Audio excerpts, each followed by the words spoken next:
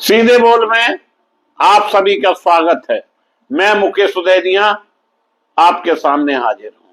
दोस्तों, supreme court ने कहा इतनी छूट तो राष्ट्रपति को नहीं, चुनाव आयोग को मुकदमे से लाइफ टाइम छूट को लेकर जारी किया केंद्र और चुनाव आयुक्त को नोटिस।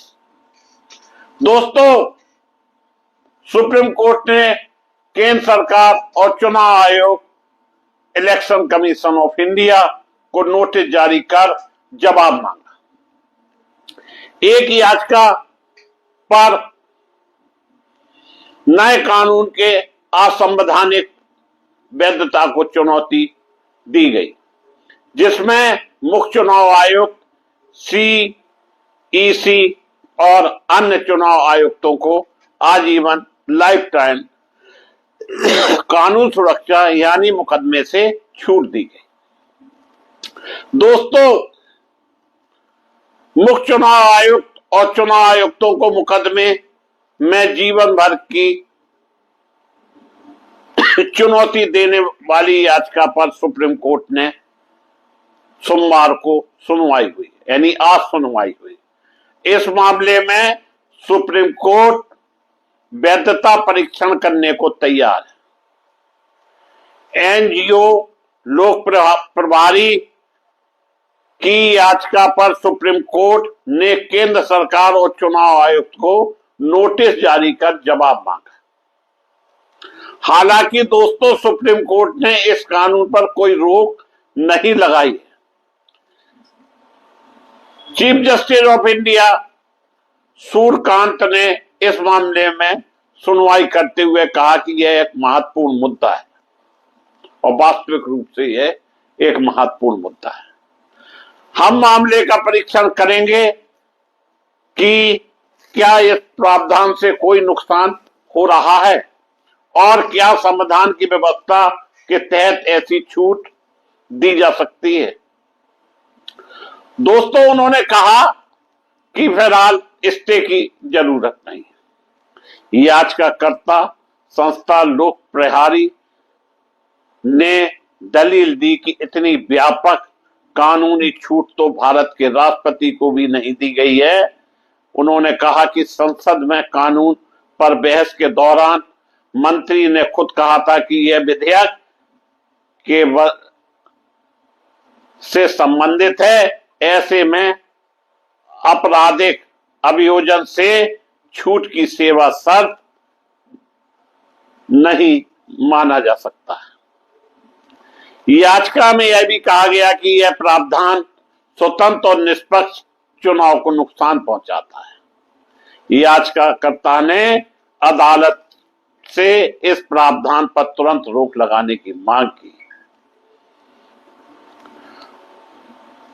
मुख्य चुनाव आयुक्त और चुनाव आयुक्त को उनके आधिकारिक कार्यों के लिए मुकदमों से प्रोटेक्शन दिए जाने को लेकर कानून में संशोधन किए जाने को सुप्रीम कोर्ट में चुनौती दी गई है। कानून में संशोधन 2023 में किया गया था दोस्तों, जिसके तहत मुख्य चुनाव आयुक्त और चुनाव आयुक्तों को यह संरक्षण दिया गया है कि उनके आधिकारिक काम को लेकर उनके खिलाफ मुकदमा दर्ज नहीं किया जा सकता। कांग्रेस नेता जय ठाकुर की याचिका पर सुप्रीम कोर्ट में सोमवार को केंद्र सरकार और चुनाव आयोग को नोटिस जारी किया गया। यह नोटिस उस याचिका पर दिया गया है जिसमें मुख्य चुनाव आयुक्त और चुनाव आयुक्तों की कानूनी कार्रवाई से आजीवन छूट देने वाली कानून को चुनौती दी गई है। याचिका पर सीजीआई सूर्यकांत की बेंच ने कहा कि यह इस कानून की जांच कराना चाहती है। कांग्रेस नेता जय ठाकुर की याचिका में कहा गया कि यह प्रावधान मुख्य चुनाव आयुक्त और चुनाव आयुक्तों को उनके कामकाज से जुड़े मामलों में पूरी जिंदगी के लिए नागरिक और आपराधिक कार्रवाई से बचाव देता है। यानी चुनाव आयोग कुछ भी कर ले, उनके खिलाफ कार्रवाई नहीं की जाएगी। ऐसा तो देश में अब तक हुआ ही नहीं। ऐसी सुरक्षा संविधान बनाने वालों ने न्यायाधीशों को भी नहीं दी थी। इसलिए संसद ऐसे संरक्षण नहीं दे सकती है जो संविधान में दूसरे बड़े पदों पर बैठे लोगों को नहीं मिला है। दरअसल मुख्य चुनाव आयुक्त और अन्य चुनाव आयुक्तों की नियुक्ति से जुड़े 2023 के कानून को लेकर विपक्ष का विरोध है। इसमें एक प्रावधान जोड़ा गया था जिसके तहत अगर चुनाव कराते समय या उससे जुड़े किसी फैसले में कोई गलती या विवाद होता है तो मुख्य चुनाव आयुक्त पर निजी तौर पर केस नहीं किया जा सकेगा। यह सुरक्षा उनके पूरे जीवन तक लागू रहेगी, भले ही वह पद पर न रहें। सीईसी और ईसी की नियुक्ति पर सुप्रीम कोर्ट ने अपने फैसले में कहा कि चुनाव आयुक्त की नियुक्ति एक पैनल करेगा। इसमें प्रधानमंत्री, लोकसभा में नेता प्रतिपक्ष और सीजीआई भी शामिल होंगे। इससे पहले सिर्फ केंद्र सरकार इसका चयन करती थी। दोस्तों, यह फैसला सीईसी और ईसी के नामों की सिफारिश राष्ट्रपति से करेगा। इसके बाद राष्ट्रपति मोहर लगाएंगे, तब जाकर उनकी नियुक्ति हो पाएगी। कोर्ट ने यह भी कहा कि यह प्रोसेस तब तक लागू रहेगा जब तक संसद चुनाव आयुक्त की नियुक्ति को लेकर कोई कानून नहीं बना ले। केंद्र सरकार सीईसी और ईसी की नियुक्ति, सेवा, शर्तें और अवधि से जुड़ा नया बिल लेकर आ गई। इसके तहत चुनाव आयुक्त की नियुक्ति 3 सदस्यों का पैनल करेगा। इसमें प्रधानमंत्री, लोकसभा में विपक्ष का नेता और एक कैबिनेट मंत्री शामिल होंगे। पैनल में सीजीआई को बाहर रखा, मामला यहीं से बिगड़ा। 21 दिसंबर 2023 को शीतकालीन सत्र के दौरान यह बिल संसद के दोनों सदनों में पास हो गया। 4 दिसंबर 2025 को विपक्षी दलों का कहना था कि सरकार सुप्रीम कोर्ट के संविधान पीठ के आदेश के खिलाफ बिल लाकर उसे कमजोर कर रही है। यह मामला सुप्रीम कोर्ट पहुंचा। तत्कालीन चीफ जस्टिस संजीव खन्ना ने इस मामले की सुनवाई से खुद को अलग किया। कांग्रेस कार्यकर्ता जय ठाकुर ने अपनी याचिका में आरोप लगाया कि धारा 7 और 8 स्वतंत्र और निष्पक्ष चुनाव के सिद्धांतों का उल्लंघन है, क्योंकि यह चुनाव आयोग के सदस्यों की नियुक्ति के लिए स्वतंत्र प्रदान नहीं करता। याचिका में यह कहा गया कि यह कानून सुप्रीम कोर्ट ने के मार्च 2023 के फैसले को पलटने के लिए बनाया गया, जिसने सीईसी और ईसी को एक तरफा नियुक्त करने की केंद्र सरकार की शक्तियां छीन ली थी।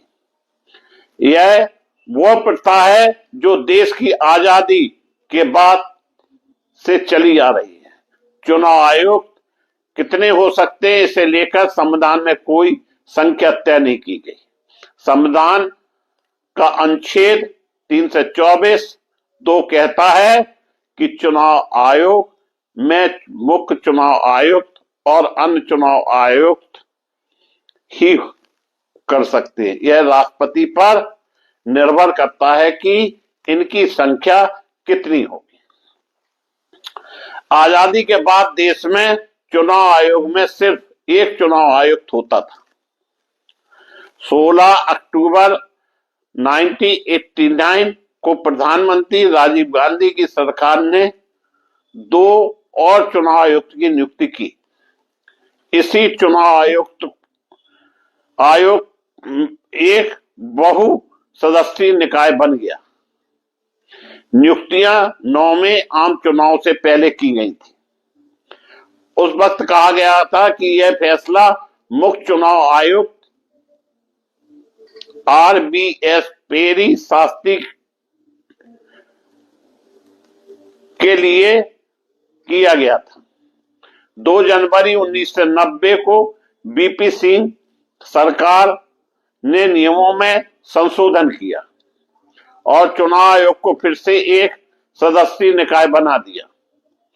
1 अक्टूबर 1993 को BV नरसिम्हा राव सरकार ने फिर अध्यादेश के जरिए 2 और चुनाव आयुक्त की नियुक्ति को मंजूरी दी। तब से चुनाव आयुक्त में मुख्य चुनाव आयुक्त के साथ 2 चुनाव आयुक्त होते हैं। यह है पूरा चुनाव आयुक्त का सजरा। परंतु अब सवाल उठ रहे हैं, चुनाव आयोग को इतनी पावर कैसे मिल गई कि उनके ऊपर मुकदमे नहीं हो सकते। इसी बात को लेकर सुप्रीम कोर्ट ने नोटिस जारी किया है और निश्चित रूप से जल्दी ही इसमें सुनवाई भी होगी। अगर निष्पक्ष रूप से चुनाव होने लगेंगे तो देश के अंदर जो आरोप लग रहे हैं वह आरोप लगना बंद हो जाएंगे। मैं मुकेश उदैनिया पुनः आप सभी को धन्यवाद देता हुआ अपनी बात समाप्त करता हूं।